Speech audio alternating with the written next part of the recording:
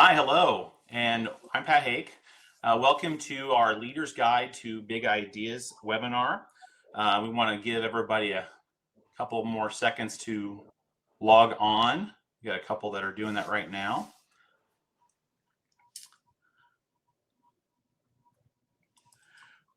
We are excited today to present this webinar.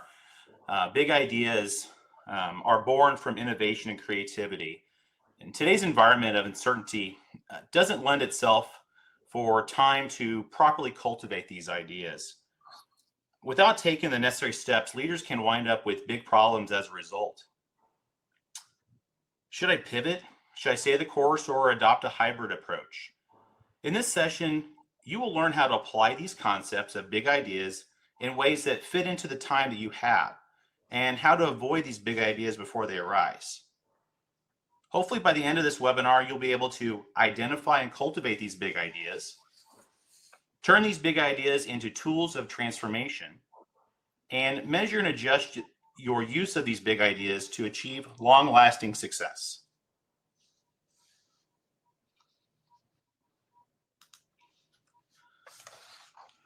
So here's our agenda for the day.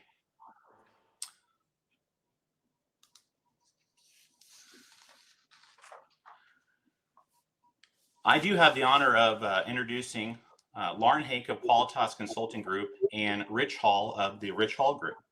Lauren, please take it away.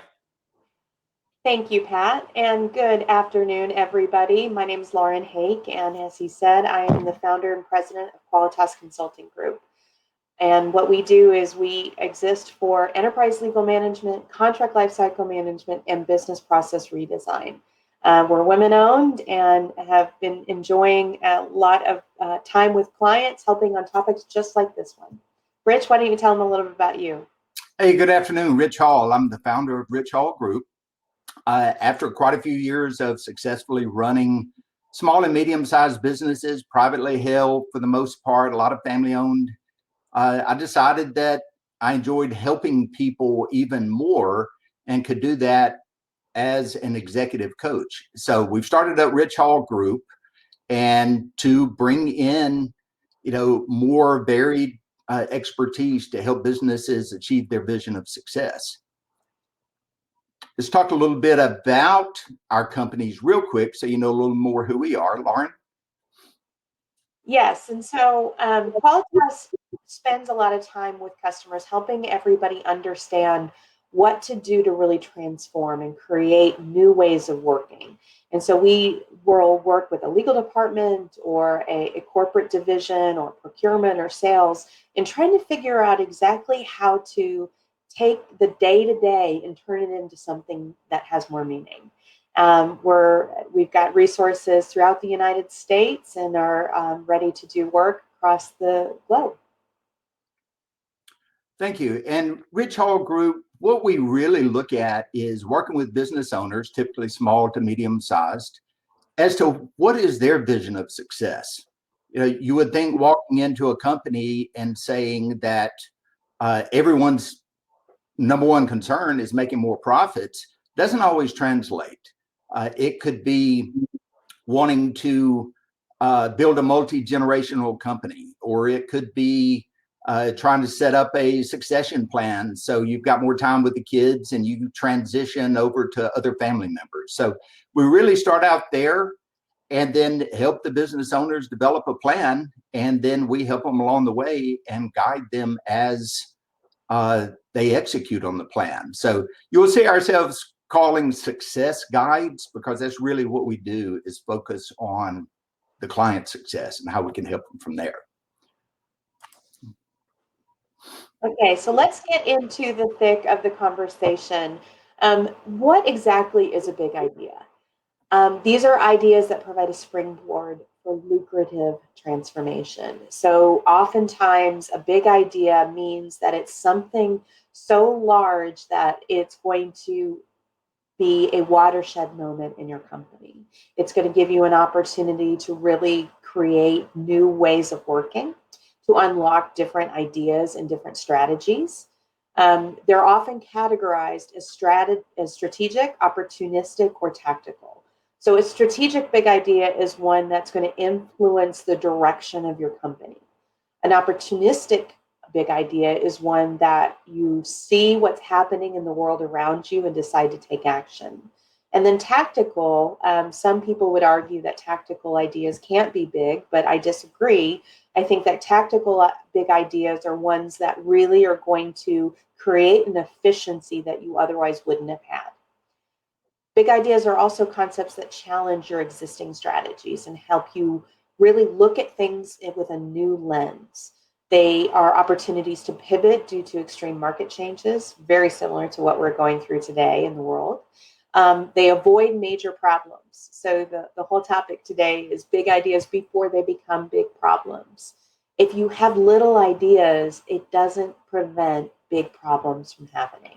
But big ideas, big, bold ideas really do. And also remember what the whole definition of transformation is.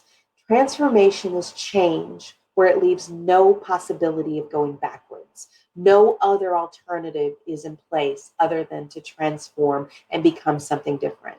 That's the pure definition of a big idea, one that allows for transformation. Now, when and how do you create these big ideas? Well, the time is now. It's never too late. You want to start by making sure that your culture is one that you allow for creativity. Ideas are ideas. They're going to come from all sorts of places, and you're never going to know when the next one's going to appear. So be aware of your environment. Make sure that you're fostering an environment where creativity is expressed and valued in your company. Entrust your team with brainstorming on a regular basis and have psychological safety. And by safety, we're certainly not talking about spills and falls, but rather a place where people know they're not going to be condemned for thinking in an alternative way. Having diversity in ideas is a way to cultivate those big ones. And then gather all the kinds of possibilities that you have and sort through them. Don't judge them, but just sort through them. Make it a priority that big ideas are cultivated and fight for that tirelessly. Fight through the fatigue that you have dealing with the day-to-day to make room for these big ideas. So let's talk for a second, why do big ideas matter and why is it important for a company to even, if everything seems to be going fine, why change, right? Well, as you'll probably be able to tell through this webinar, I love to tell stories. And one of the best ones that pop up through here is the story of Kodak. Now, many of you may remember the old flash cameras and the film cameras and, put little bulbs on top and, you may get 12 pictures, right? And then take it to the store and you have to wait a week until you get the pictures back and then they come back blurry, okay? And then what happened? Seems like the digital transformation just completely took them by storm. And they stood there fighting for old technology, saying, we're not going to let anything impact our film industry. Okay, here's the thing that most people didn't know. Kodak created the first digital camera. There was an engineer there that came up with the idea and presented it to management. And they said, oh, this is just a tool. This is a toy. Nobody's going to play with that. It disrupts our existing environment. And then now look what happens. It's taken Kodak decades to catch back up. So part of what we see is ideas can come up through the company in a lot of different ways or outside. And you really want to be aware of those, because if it doesn't happen and you're not listening as one of the executives, you got a lot of problems. Let's talk about some. We talked about the missed opportunity. Competitors leapfrogging your products and services. Okay, I'll give you another little hint that I've done in the past. I've gone on to job boards and put in my competitor's company under job searches. And what it'll do is it'll tell me what the competition is hiring for. Okay, and I can learn a lot from that. Is it new technology? Maybe they got problems in their company and they're hiring for a lot of replacement staff. Okay, it's a little way of getting some insight to find out what they're doing, because they may be coming up with great ideas behind the scenes you're not aware of. So just a little hint for you to think about. The market may shift. not unlike what we're going through right now. Boy, if you're in a restaurant industry, were you prepared to go immediately over to delivery? Or what about the transportation industry that's not ready to take on more work or expansion? So a lot of problems that can happen. I'll tell you the fourth bullet, losing key employees. I've seen that a lot because a lot of your younger generation, they want to be part of a company that matters. And it matters on social events or environmental events and things like that. But what they really want to be involved is innovation. And if they come up with ideas and they see that management doesn't care, doesn't listen, you may have a big problem, because then you start losing some of these top-notch employees. And we all know, there's opportunities for revenue out there. And what happens if you don't capture it? And then next thing you know, you're wondering why your numbers are going down and the competition is taking off. So these are some of the problems if you don't capture, some of the ideas like we're talking about today. I agree. And, in the sense of big ideas, what they really create is focus. And when you don't have that focus, that's what really leads to those big problems. So they really have a way of creating difference and creating a leverage over, competition in the marketplace. So what big ideas do is they come in and they reframe leadership and company strategy. They can provide prioritization of projects. So if you determine that your big idea is digitalization of your company, going paperless, that's going to give you prioritization on all the projects that you already have on your list and tell you which ones really matter.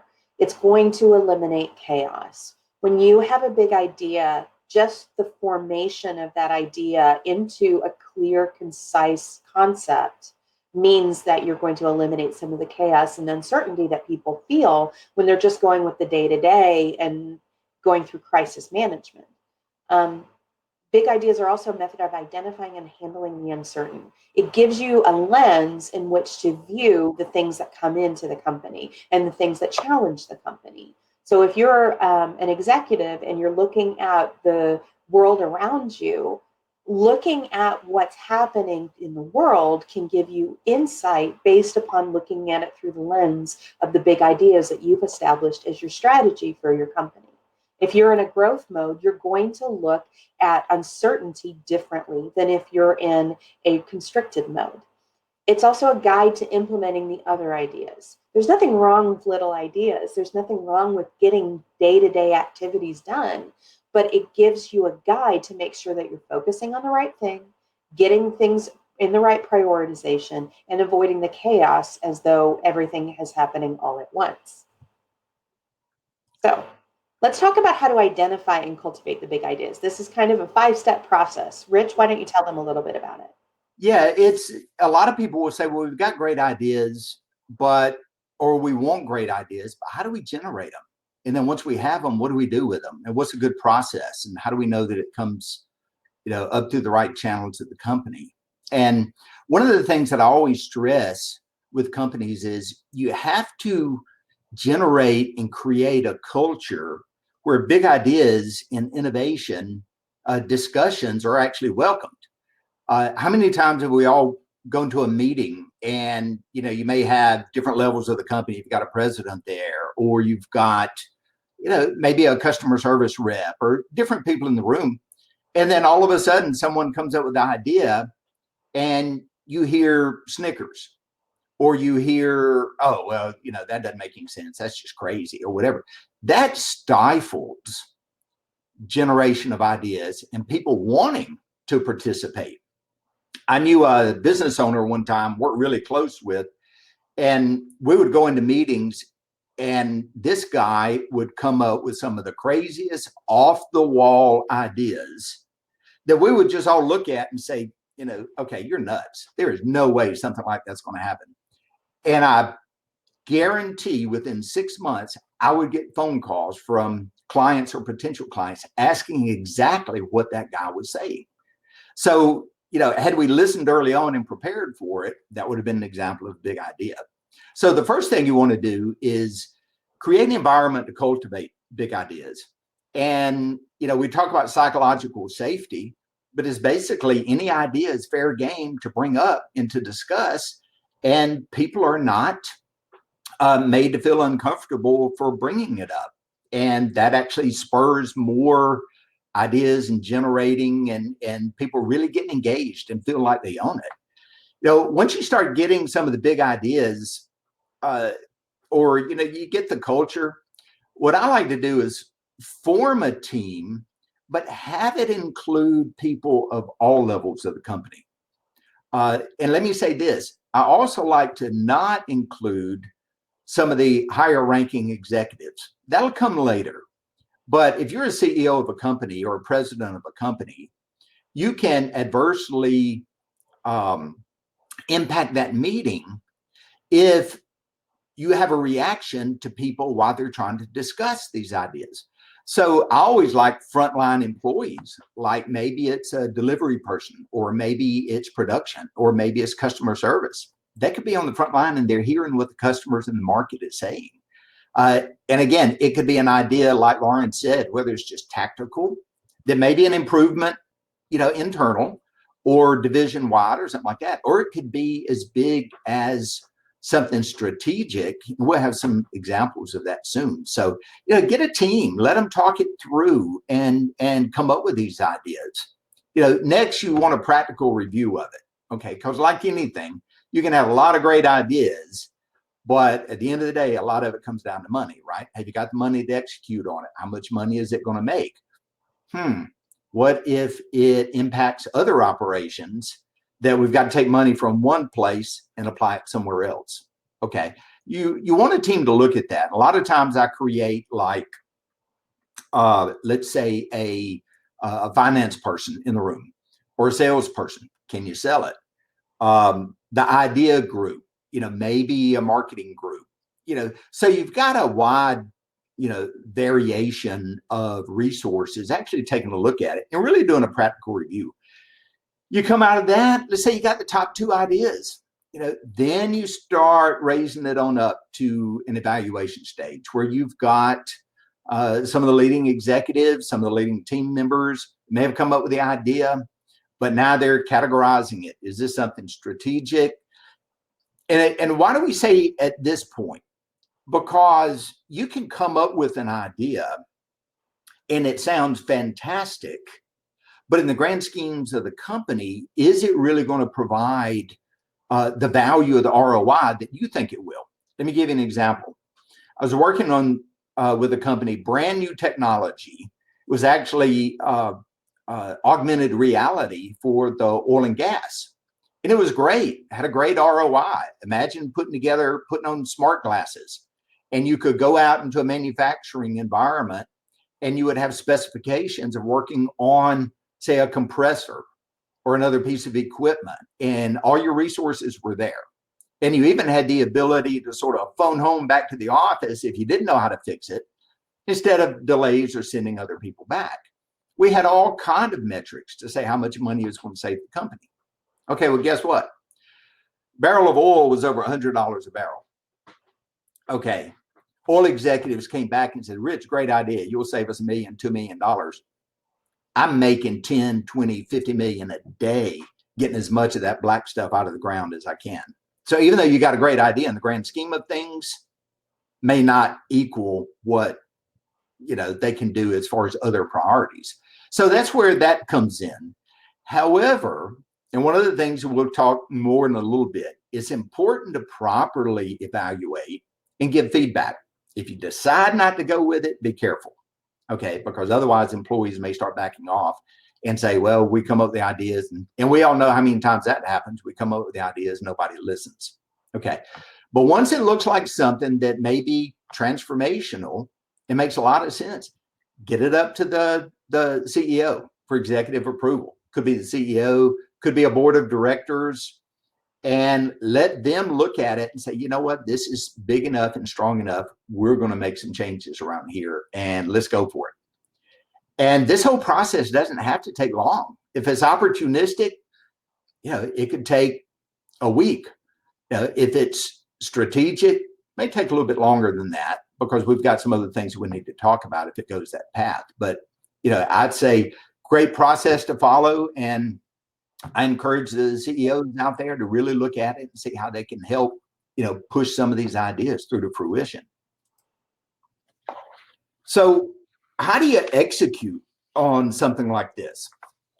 Number one, let me say this, and this is a tough one for a lot of owners to go through, or actually leaders of divisions, or that have a lot of what I'd say executives on their team.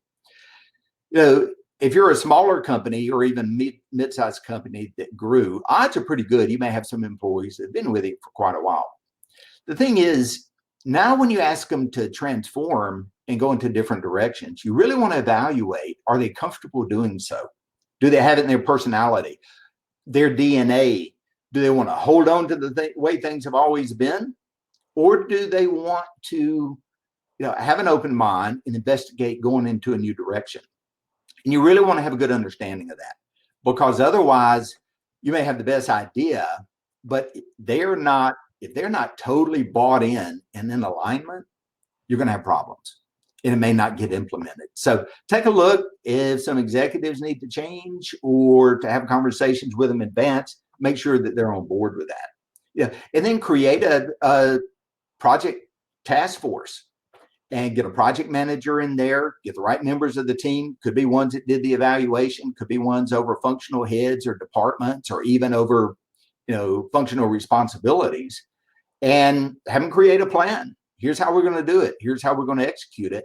And we hold them accountable, but it needs to be a plan, because otherwise you'll get caught up in the day-to-day of what's going on, and the transformation either might not happen or you miss some really critical steps.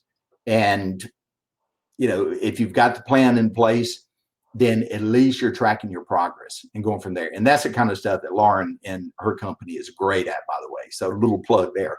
So what do you do when you execute the plan? Number one, with a lot of entrepreneurial companies, one challenge that they have is they'll see a great idea and they say, oh, that's the future of the company. And they'll switch all of their resources over to work on that project. Well, guess what? What if it compromises existing operations? And the existing operations is what brings in the money and the cash, which pays employees' salaries and pays the bills. So you really want to make sure that, depending on the big idea, that you're not compromising your existing operations and cash flow. I recommend communicating with your existing customers and users. Now, it could be an internal project like we've talked about. Could be as big as a transformational, whether it's opportunistic or strategic. If it's strategic, will your existing customers be potential new customers or use the new product or service that you're going to?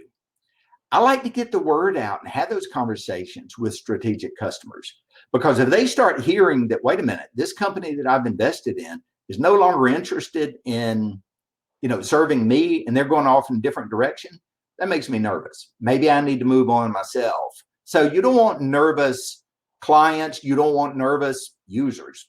Communicate.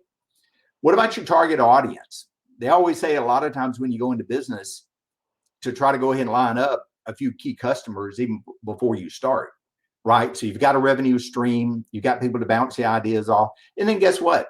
What if the first time or two you implement it doesn't quite work right? Then what do? Well, maybe you got some friends as customers that'll work with you to get it right. So I recommend get out there, have that conversation, discuss it with the audience. You'll always hear me going back to the finance team. That could also include the banks. Banks get nervous, and companies, they may have investors. Investors get nervous. Okay, if they hear change going on and they're not quite sure what that impact is going to be.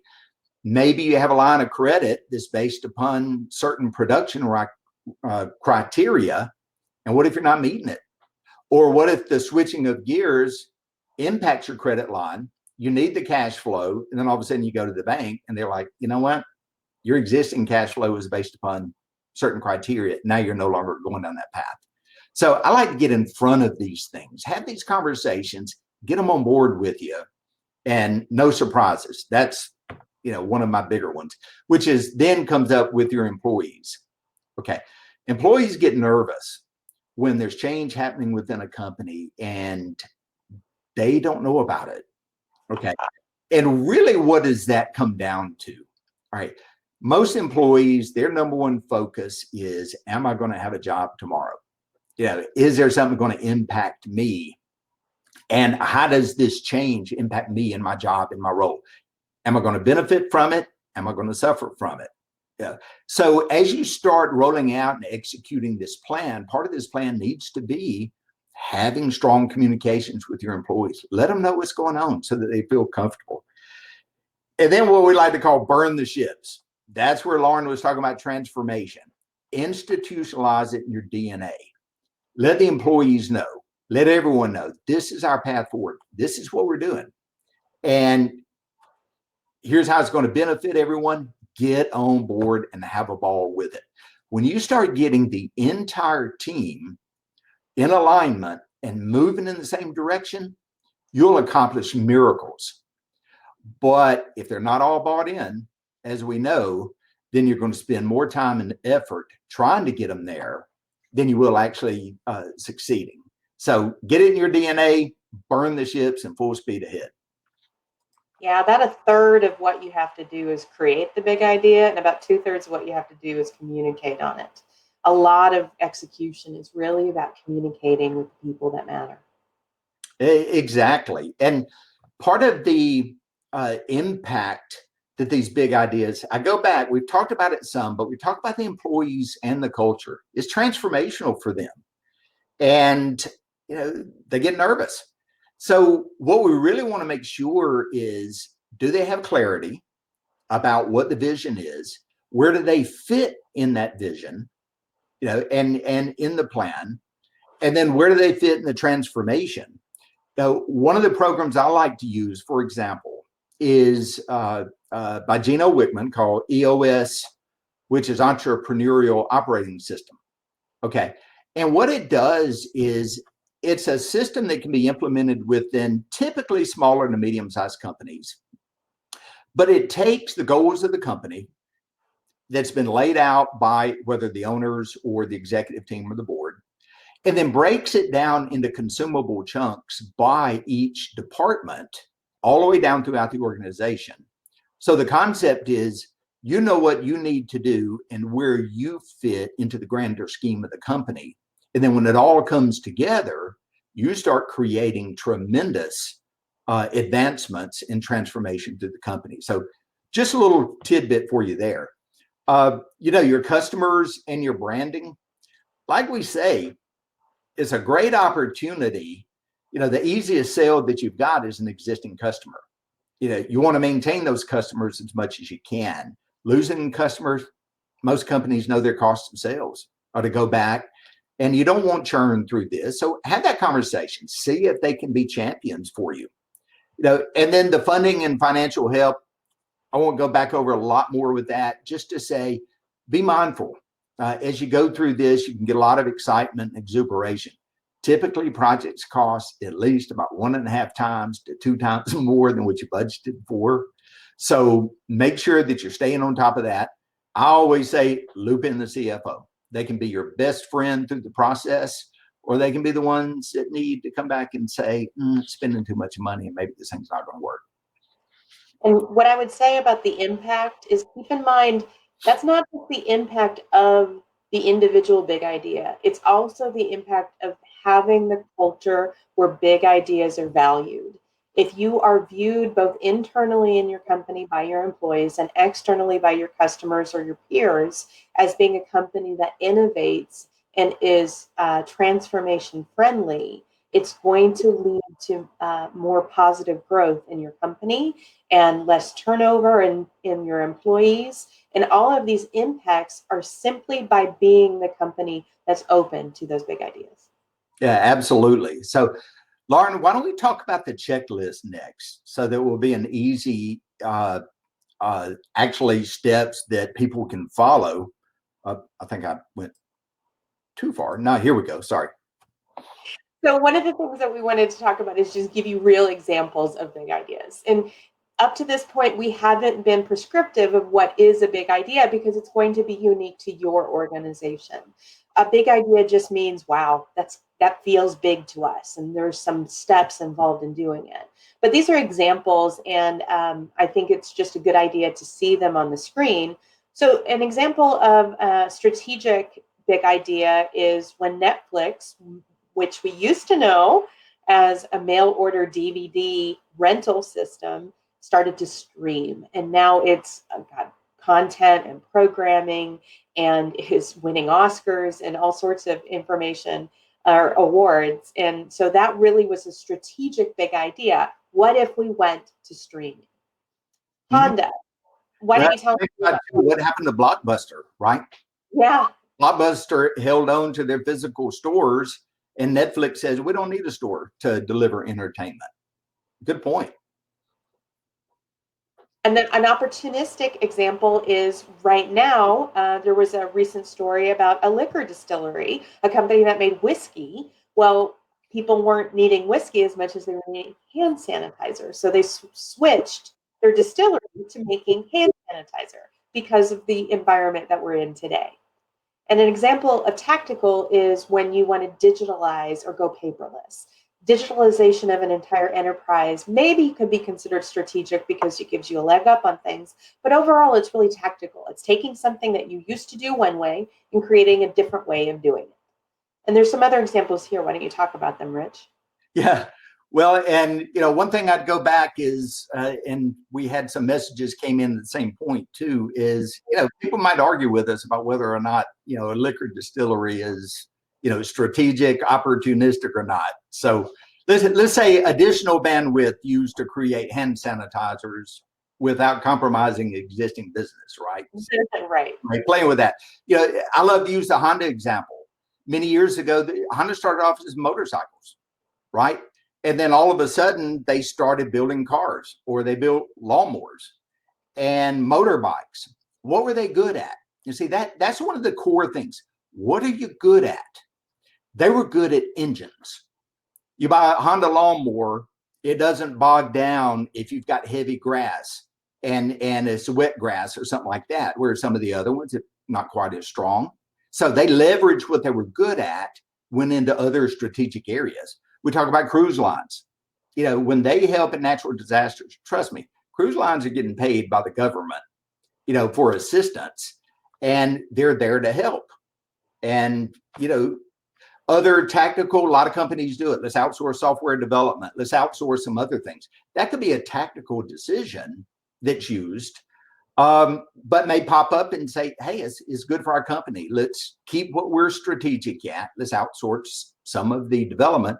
And then let's see, what comes back is we make sure we're on top of our cost savings. So a lot of opportunities here. We just want to give some, and apologize for the slide. Everything looked great as we were preparing. Then we put it up and it looks like it's formatting got off a little bit. So we'll fix that up before we send it out. Lauren, what about our checklist?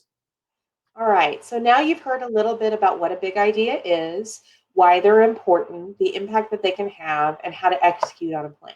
So this is just really a checklist that you can take back and start to put into action.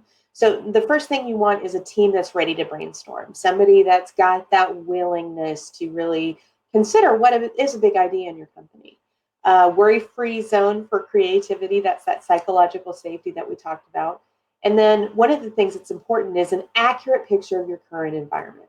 You really want to be honest with yourself about where you are, where your strengths are, where your weaknesses are, and how creating and challenging yourself towards big ideas is going to make a difference. You want to have a vision for the future, not a dream, but a vision, and a clear goal and plan to achieve the results. Big ideas, what's inferred here is that they have to become reality. And that reality means that you're transforming your company through the use of big ideas.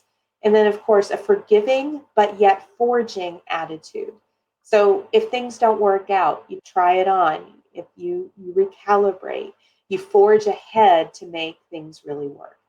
See, I like that as well, because that goes into the psychological safety piece. What happens if the idea doesn't work?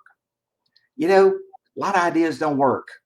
It may have problems, but it doesn't mean that, it wasn't a good idea. It may have been just timing didn't work out. You don't want to punish people, employees. Get in there and give it a shot. Try it. Learn from it. We all, as we know, we all learn from failure more than we do success. So, encourage employees. If it makes a mistake, say, okay, what did we learn from it? Let's move on. Right. All right. So you've spent some time with us today, and we really appreciate it. But the key takeaways are this: creating and cultivating big ideas is the way to transform your business. There isn't a way to transform without thinking big. It's the way that you have a path forward in life. Also, remember, transformation really means no going back, only forward. Transformation is true, lasting change. And then finally, you never know where that next idea is going to come from. So keep your ears open. Absolutely. So we wrapped up a little early on the slides, which is great. Have a few questions that's come in. I thought we'd take time to answer a few questions here, and then we can hopefully get people out a little bit early. So one of the questions that came up was, what do you suggest to do when it's hard to get people to share their ideas? And I think we've talked a little bit about it today, but what happens when you have an idea and nobody seems to listen, right? And we've seen it a lot before. Employees get discouraged. Number one, we talked, you got to instill psychological safety. You got to make them feel comfortable that any idea is safe. Number two is, we've heard the term, but it's really important, of empowerment, employee empowerment. Are you letting them know that, yes, I agree with this. We'll set aside time. We'll set aside budget. We'll make sure that there is enough attention put on this that we can then, give you what's needed to flush out the ideas. Otherwise, again, employees will stop putting things in the comments box or sending emails. And when they do that, they stop caring. One thing that I've done before is I would have employee roundtables, and people within the organization, I'd pick them out, make sure no boss employee are in the same group, and go to lunch and tell them what's said there stays there, but let's talk. What do you guys have for ideas of how to improve the company? What would you like to do better? What do you think we ought to change? And guess what? When you get in that environment, you let them know that it's safe, and then they know that it's not going to get out because it's in private. They can open up a lot. And it starts, again, working in that culture to get people to feel comfortable. The only thing is, when they do it, you've got to take those ideas, you got to put enough thought into it and look at it, and then you need to give them feedback. If you decide not to go down that path, communicate, let them know, because you want them to continue. Whenever employees start getting really silent, then you know you've got problems. Let's see.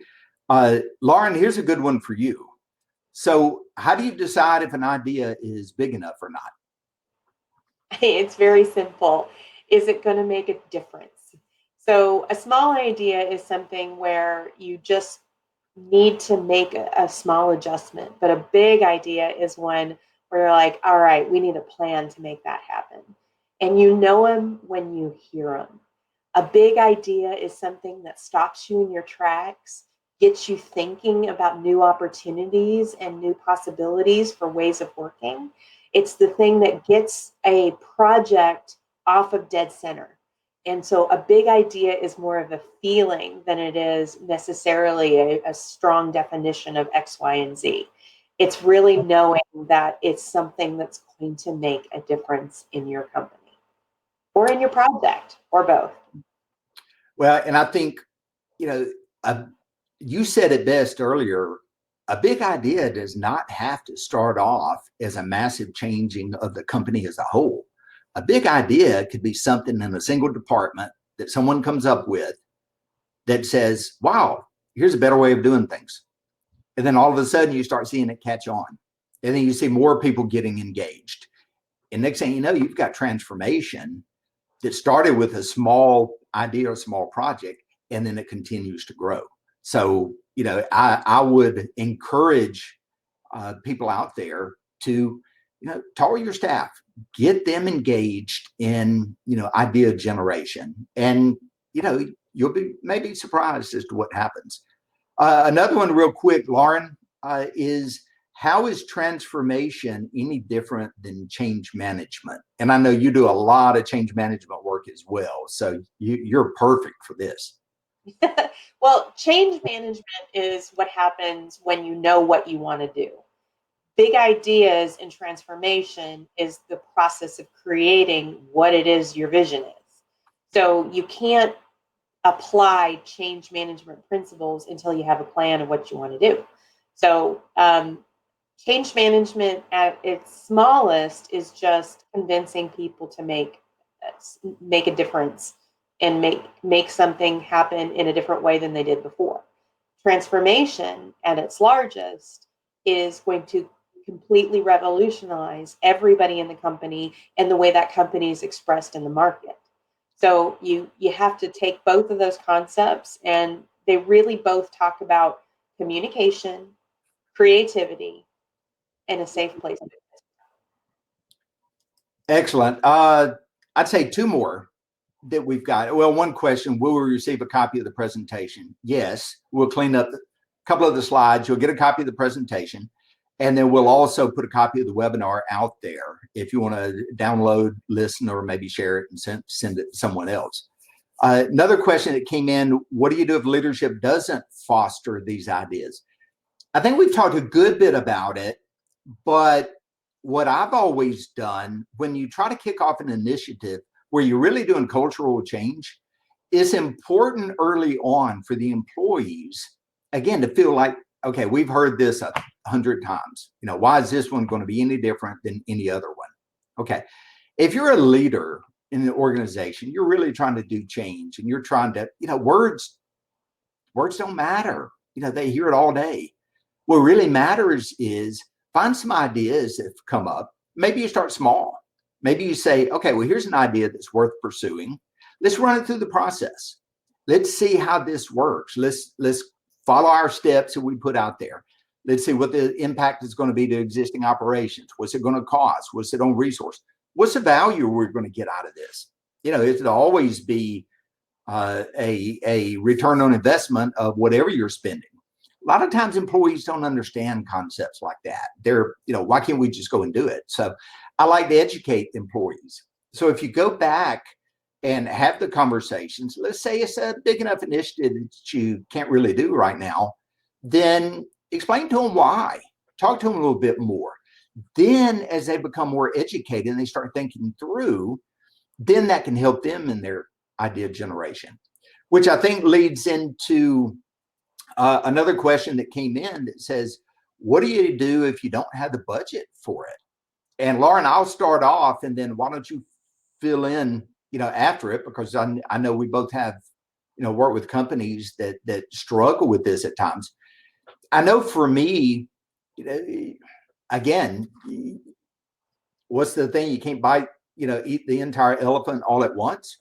Maybe you take the idea and see really what the goal of the idea is, what it's trying to accomplish. Can you break it down in smaller chunks? And then can you afford those chunks? And if so, maybe you go ahead and tackle some of the smaller ones. You may not have the big budget for all of it, but do what you can. Sends a powerful message to the employees. That's number one. A second thing that I've seen that has worked fantastic is if you don't have a budget or not much of a budget, you can have a conversation with employees and then put it out there. I've always used the term radical transparency. Tell them that's a great idea. Not sure that department has a budget for it right now. And if anyone has any ideas of how we can free up some money, not cut. I don't like, because employees take that negative at times. How we can free up some money. Maybe there's some savings. And I've seen employees come up with fantastic ways of shifting things around a little bit and things that may have cost a lot of money that wasn't important to them. And then they found a way to do the budget. So it doesn't always come back on the executive or the leader to come up with ideas. Let the employees solve it. That's what they're good at. Lauren, what do you? I couldn't have said it better. Big ideas that don't have budget just need a big idea on how to fund it. Absolutely. So we're going to let everyone out a little bit early. And I'd like to thank you all for joining us. Again, you've got our contact information down at the bottom. If you would like to email us your comments, would love to hear it. If you want to connect on LinkedIn, we both put a lot of content out there and happy to share. And if we can do anything to help your firm, please let us know. So thank you once again, and we'll talk to you soon. Bye.